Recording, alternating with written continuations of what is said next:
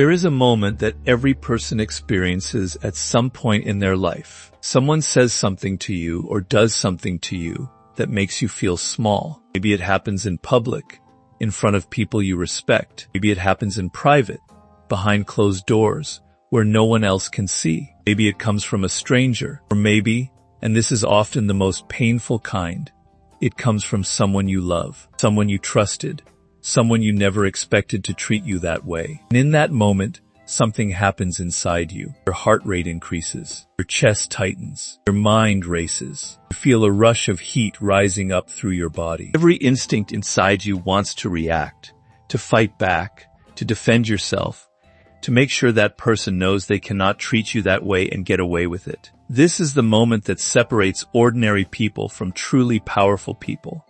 Because here is what most people do not understand.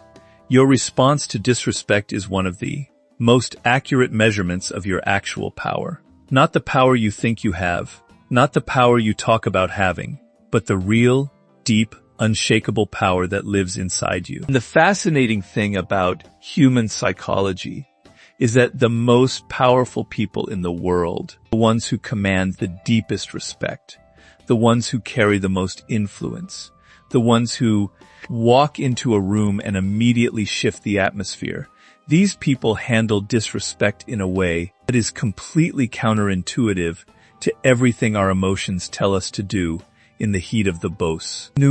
So today, we are going to go deep. We are going to explore the psychology behind disrespect, why it hurts so much, what it triggers inside the human brain, and most importantly, how the most powerful, most psychologically grounded people on earth respond when someone tries to diminish them. By the time we are done, you will never look at disrespect the same way again. Let us start at the very beginning. Why does disrespect hurt so much? Why does a single rude comment from a stranger have the power to ruin your entire day? Why can one dismissive look from a coworker linger in your mind for hours? Why does a disrespectful remark from a family member cut so deep that you still think about it years later? The answer lies in one of the most fundamental drives of the human psyche, the need for significance.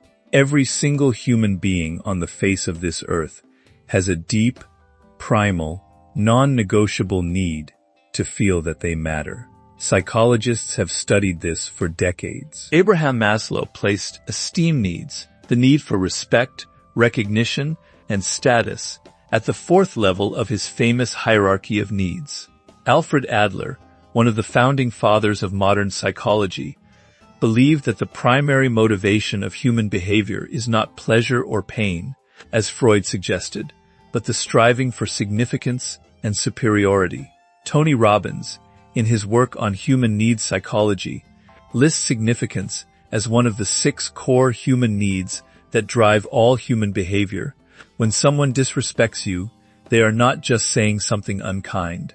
On a deep psychological level, they are attacking your sense of significance. They are sending a message, whether they intend to or not, that you do not matter enough to be treated with dignity. And because the need for significance is so deeply wired into the human brain, this kind of attack triggers a response that is almost identical to a physical threat. Neuroscience tells us that social pain and physical pain are processed in the same regions of the brain. A study published in the journal Psychological Science found that social rejection and physical pain activate overlapping neural regions, including the dorsal anterior cingulate cortex and the anterior insula. This is why being disrespected genuinely hurts. It is not just in your head. Your brain is processing it the same way it would process a punch to the stomach. When the brain perceives a threat, whether physical or social, it activates the amygdala, part of the brain responsible for the fight or flight response. Cortisol and adrenaline flood the body. Your thinking brain, the prefrontal cortex, the part responsible for rational thought, long-term planning, and emotional regulation, goes partially offline. You stop thinking clearly and start reacting emotionally. This is the trap. This is the moment where most people make their biggest mistake, because when the amygdala is activated and the prefrontal cortex is suppressed, you are not operating from your highest self. You are operating from your most primitive, most reactive, most emotionally vulnerable self. Whatever you say or do in that state is almost never going to represent your best, most powerful self. Now here is where it gets really interesting. Powerful people understand this cycle not because they are immune to it, but because they have learned to recognize it and interrupt it before it controls them. They understand that the moment of disrespect is not the real battle. The real battle is what happens inside your own mind in the seconds and minutes immediately following that moment. That internal battle between your reactive, emotional brain and your calm, rational, strategic mind is where your true power is either expressed or surrendered. Let us talk about the first thing that powerful people do when they are disrespected. They pause. Not because they are weak, not because they do not have anything to say, not because they are afraid, but because they understand that a pause is one of the most powerful weapons in the entire arsenal of human interaction. Think about the most powerful people you have ever encountered in your life, the ones who commanded the most respect, who seemed completely unshakable, who made you feel, even when they were in conflict, that they were always in control. Did those people respond to disrespect with immediate, explosive reactions? Almost never. There is something deeply unsettling in the best possible way about a person who can be disrespected and remain completely calm. Their stillness communicates something that no angry outburst ever could. It communicates that they are not threatened by you. It communicates that your opinion of them does not define them. It communicates that they operate from a place so secure, so grounded, so deeply rooted in their own sense of self, that your attempt to diminish them simply did not land. Psychologists call this psychological safety, a deep internal security that does not depend on external validation. People with high psychological safety do not need to defend themselves against every slight because they are not defined by other people's perceptions. When you know who you are at your core, when your sense of self-worth is anchored in something deeper than other people's opinions, disrespect loses most of its power over you. It still stings. We established that even the most powerful people feel the sting of social rejection, but it does not destabilize you. It does not pull you off your foundation. Pause, when practiced deliberately, does several things simultaneously. It prevents you from saying something you will regret. It signals to the other person and to everyone watching that you are not easily rattled. It gives your prefrontal cortex time to come back online so you can respond from a place of intelligence rather than emotion. And it forces the other person into a moment of uncertainty, because human beings are psychologically programmed to feel uncomfortable with silence, especially after they have said or done something provocative. A long, calm, unhurried pause after an act of disrespect often communicates more than any words ever could. Now let us talk about something that goes even deeper. Powerful people do not just pause, they observe. When someone disrespects them, instead of immediately going into defensive mode, they get curious. They ask themselves, what is this really about? Because here is one of the most important psychological truths you will ever learn about disrespect. It almost never has anything to do with you. Think about that for a moment. When someone is rude to you, dismissive of you, condescending toward you, or openly disrespectful, what is actually driving that behavior?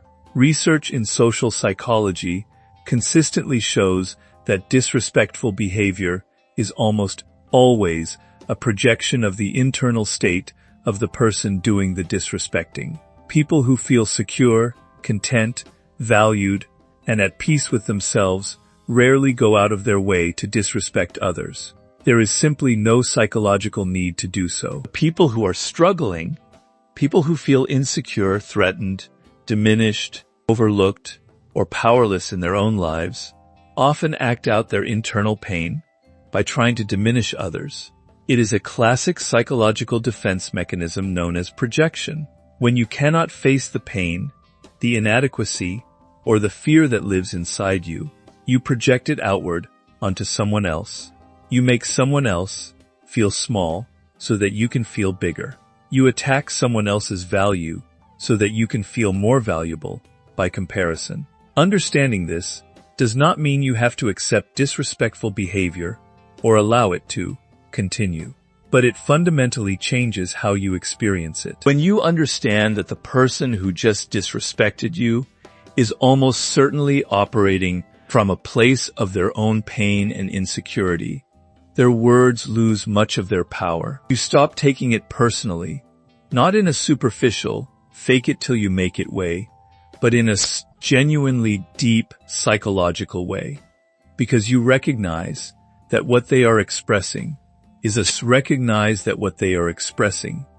that reflection of their inner world, not an accurate assessment of your worth or value. Miguel Ruiz, in his landmark book on personal transformation, identified this as one of the 4 agreements: do not take anything personally. He wrote that nothing other people do is because of you, it is because of themselves. All people live in their own dream, in their own mind. They are in a completely different world from the one you live in. When you take something personally, you make the assumption that they know what is in your world, and you try to impose your world on their world. Even when a situation seems so personal, it has nothing to do with you. This is not just spiritual wisdom.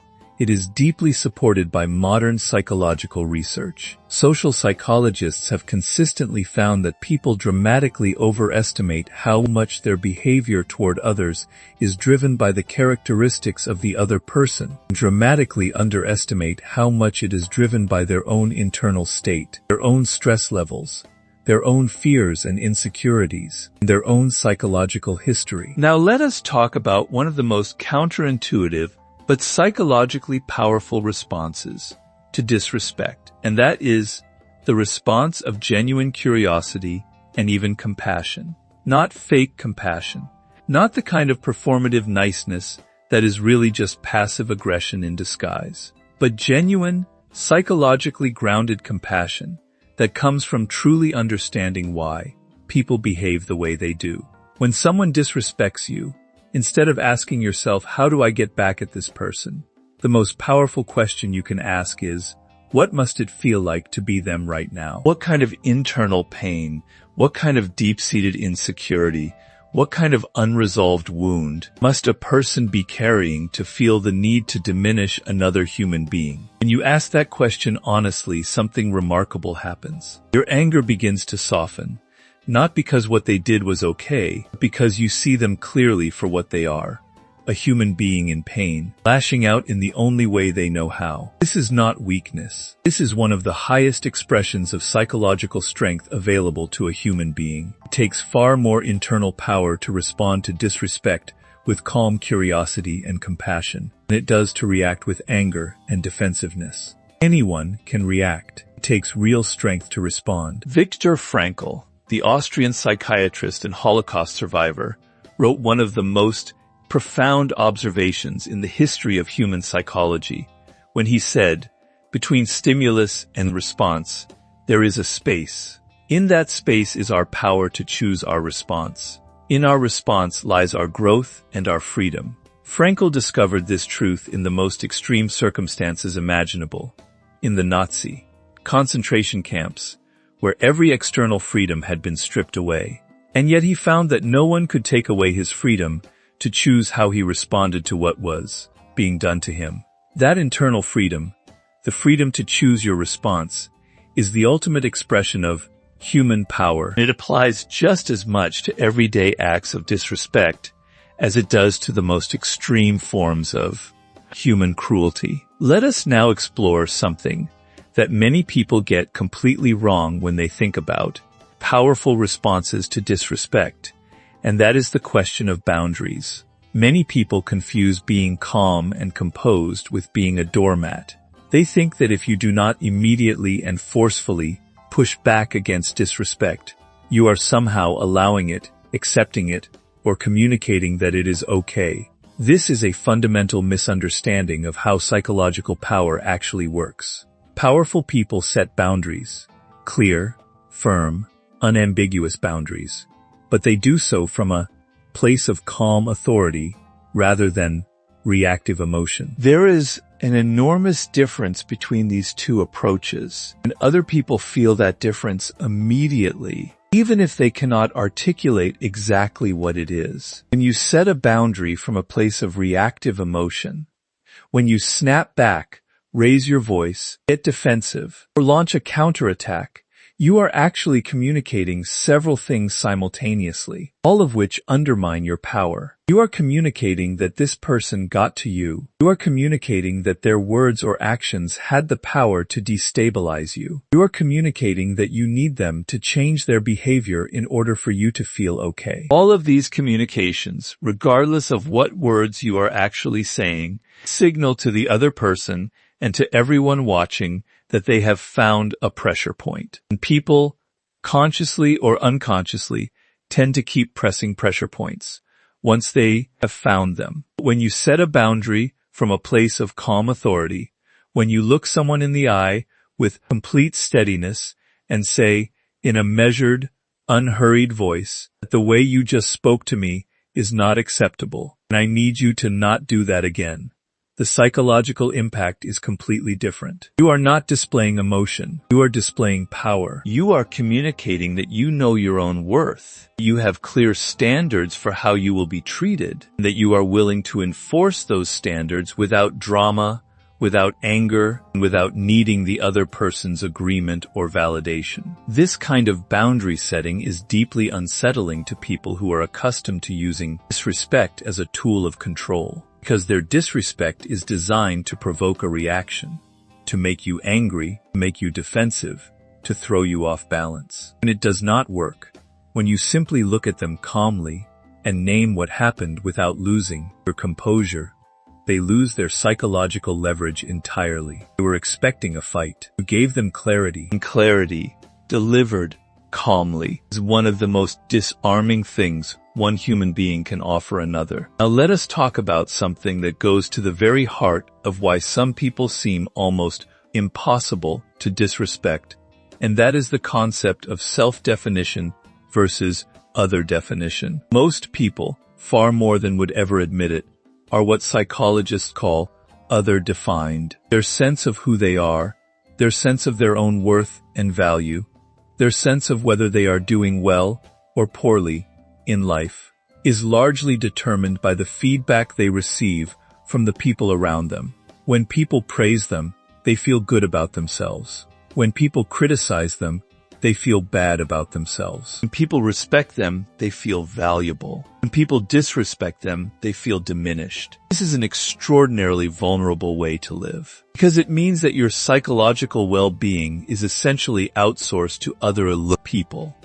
People whose opinions of you are filtered through their own biases, their own insecurities, their own bad days, and their own limited perspective on who you are and what you are capable of. Living as an other-defined person means that anyone with a negative opinion of you has enormous power over how you feel about yourself. Powerful people are what psychologists call self-defined. Their sense of who they are is anchored internally, in their own values, their own lived experience, their own relationship with themselves, their own understanding of their strengths and their weaknesses. They do not need external validation to feel worthy, because their sense of worth does not come from the outside. This does not mean they are arrogant. It does not mean they are closed to feedback or immune to criticism. It means that they process external feedback through the filter of their own secure sense of self,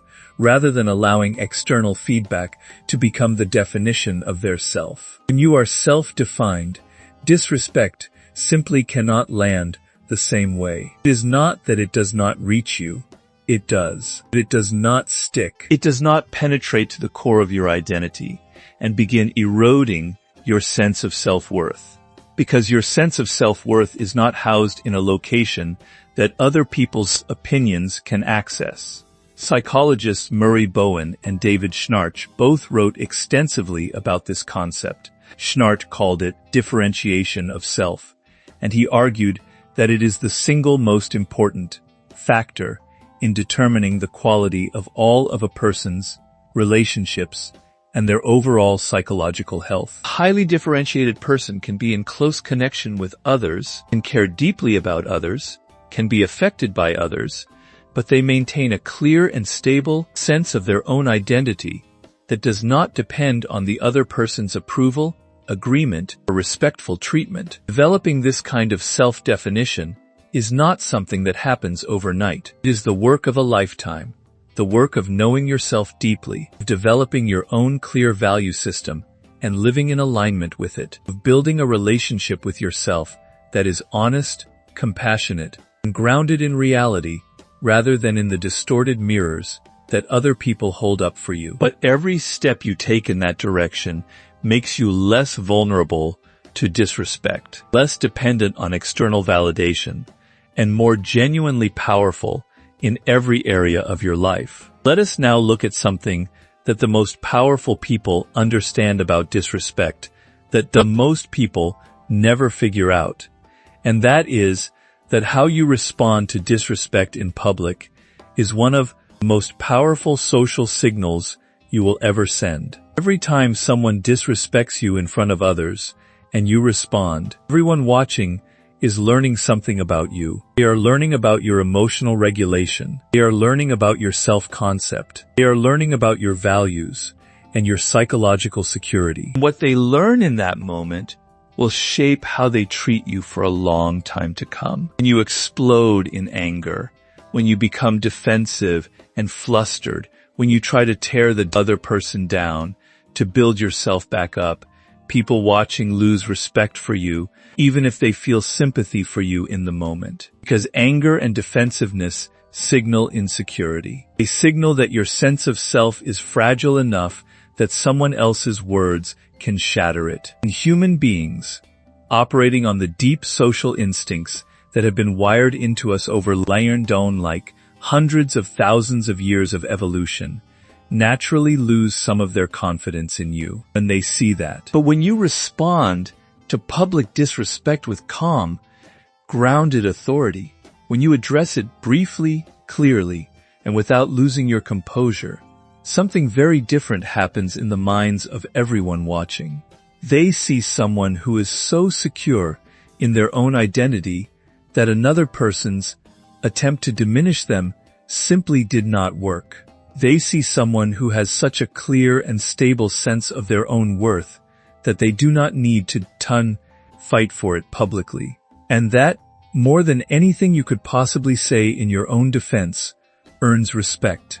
Deep, genuine, lasting respect. There is a concept in social psychology called the pratfall effect, which demonstrates that people who seem highly competent actually become more likable and more respected when they show occasional vulnerability or imperfection, because it makes them seem more human. But there is a companion effect that is less widely discussed, the effect of grace under pressure. When someone who is perceived as capable and self-assured handles a difficult, humiliating, or unfair situation with genuine grace and composure, their perceived status rises dramatically in the eyes of witnesses. We are wired to admire this quality because it is genuinely rare and because it signals a depth of psychological development that most people aspire to but few achieve.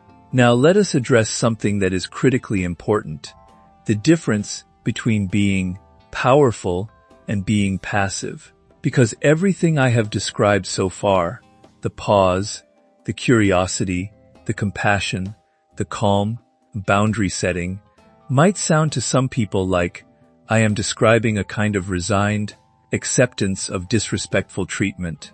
I am not. Let me be absolutely clear about this. Powerful people do not tolerate disrespect indefinitely. They do not keep showing up in environments, relationships, or situations where they are consistently treated without dignity. They do not make excuses for people who repeatedly cross their boundaries. They do not confuse being psychologically secure with being endlessly patient with people who have demonstrated that they do not value them. One of the most powerful things a person can do in response to chronic disrespect is to simply withdraw their presence. Not dramatically, not with a big announcement or a theatrical exit, just quietly, decisively, without apology. To stop making themselves available to people and environments that do not treat them with basic human dignity. This is not rejection. It is not revenge. It is simply the natural consequence of having clear standards and respecting yourself enough to enforce them. Psychologist Harriet Lerner, in her landmark work on relationships and self-respect, talks about this in terms of what she calls the dance of anger.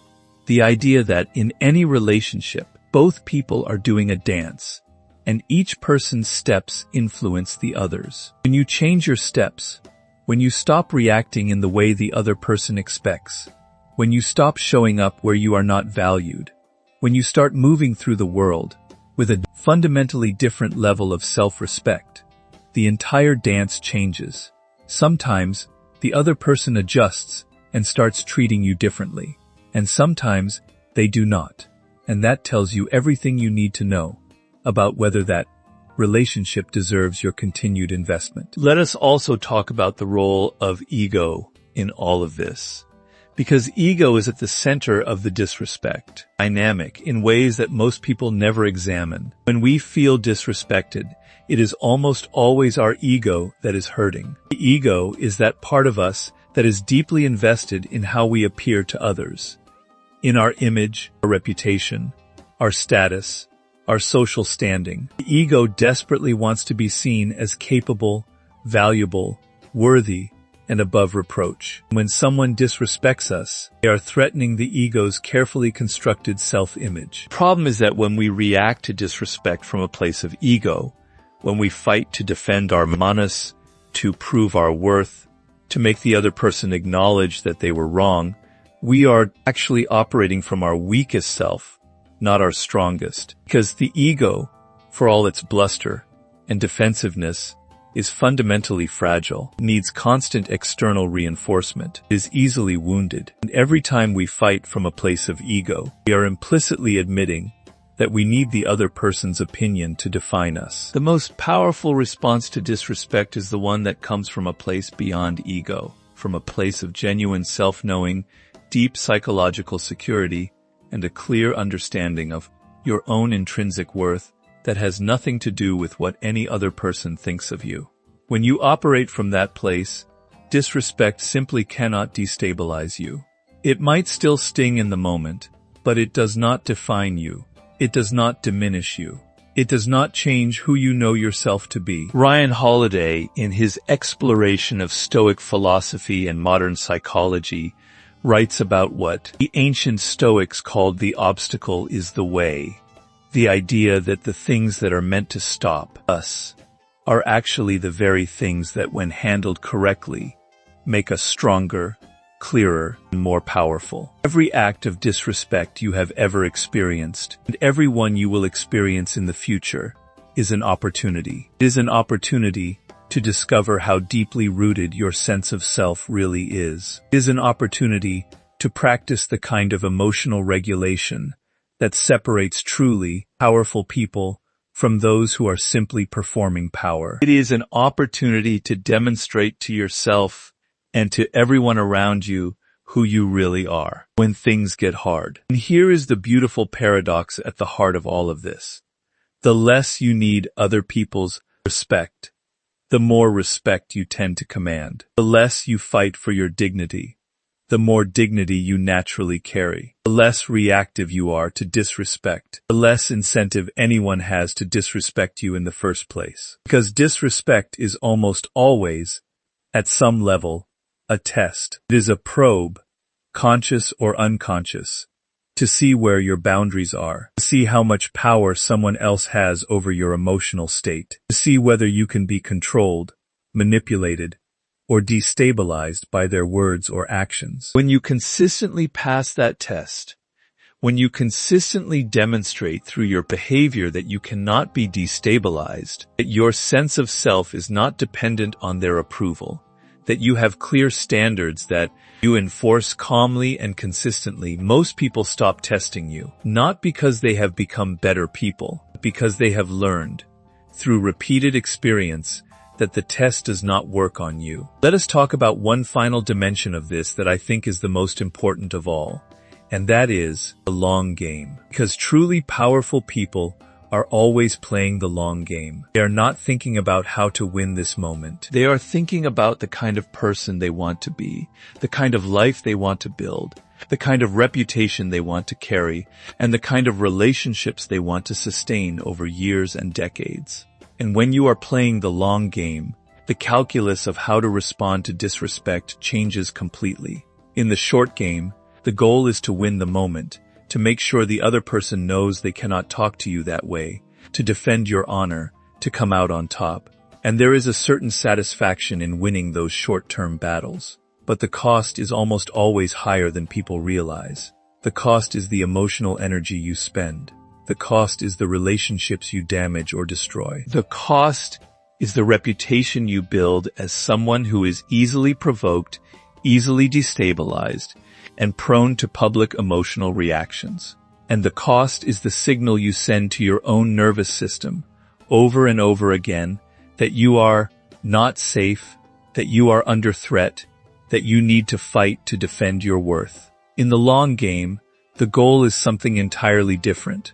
The goal is to become the kind of person who is simply not affected by these things in the same way. Not because you have numbed yourself, but because you have built such a strong, clear, grounded sense of who you are, that disrespect, while unpleasant, simply does not have the power to knock you off your path. The goal is to respond to every situation, including the painful, unfair, and humiliating ones, in a way that you can look back on with genuine pride, not regret. The goal is to build a life and a character that is so solid, so clearly defined, so deeply rooted in your own values and convictions, that no single person's opinion of you, however cruelly expressed, can shake its foundation. This is what the most powerful people in the world understand about disrespect. Not that it does not hurt, not that it does not matter, not that it should simply be ignored or accepted, but that how you respond to it is one of the most important choices you will ever make, and that the right response, chosen consciously from a place of psychological security and genuine self-knowledge, has the power to transform not just the moment, but your entire relationship with yourself and with the world around you. So the next time someone disrespects you, and it will happen, because disrespect is an inescapable part of the human experience, remember what you now know. Remember that your response is a choice. Remember that the pause is power. Remember that curiosity is stronger than anger. Remember that you are not defined by anyone's opinion of you. Remember that calm, grounded authority is more commanding than any emotional reaction. Remember that every time you choose the powerful response over the reactive one, you are not just handling one difficult moment. You are building the kind of person who handles all your one difficult moments with grace, with strength, and with an unshakable sense of their own worth. That is not just how powerful people handle disrespect. That is how powerful people are made.